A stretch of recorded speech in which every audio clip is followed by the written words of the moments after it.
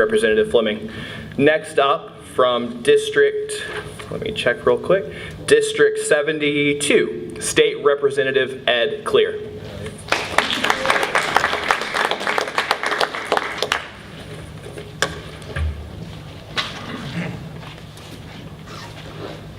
Thanks, Evan. Good evening. Nobody wants to sit in the front row. Isn't that always the case?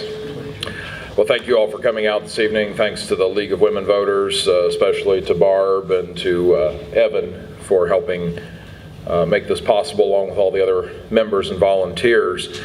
This is the long session of the legislature, so it goes through the end of April.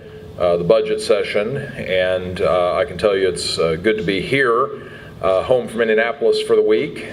Most of us come home on Thursday, usually go up on Sunday and come home on Thursday, so it's great to be back home and see lots of friends and familiar faces. Lots going on, the budget, which we can talk more about in detail if you'd like. I will be happy to try to answer any questions.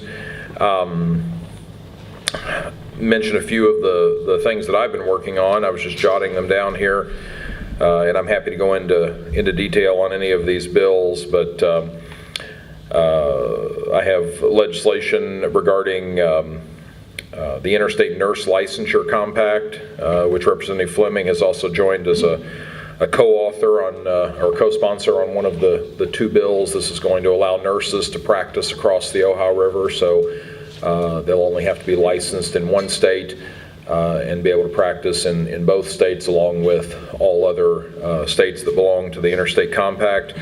Have a bill on housing cost information, trying to make sure that housing is affordable. A bill dealing with the Center for Deaf and Hard of Hearing Education to make sure that all children have access to language. A bill dealing with redevelopment and TIF that a couple of you may have heard of. That was a joke. I have a feeling we'll talk about that more later, so I'll save that.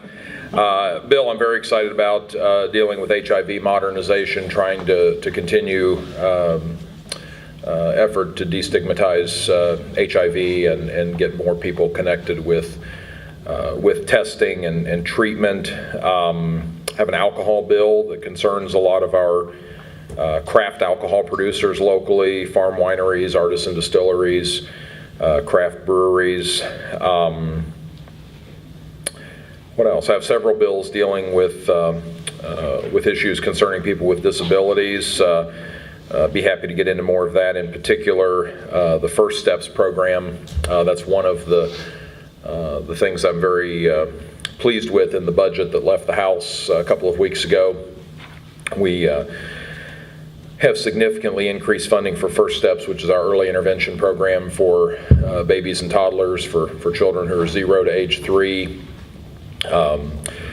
who are experiencing developmental delays, and that's something I've been working on for quite a while. And I have a bill that also provides for presumptive eligibility for First Steps participation, so it'll make it easier for families to get enrolled and receive services. The funding increase will hopefully make more therapists and attract more therapists to provider agencies and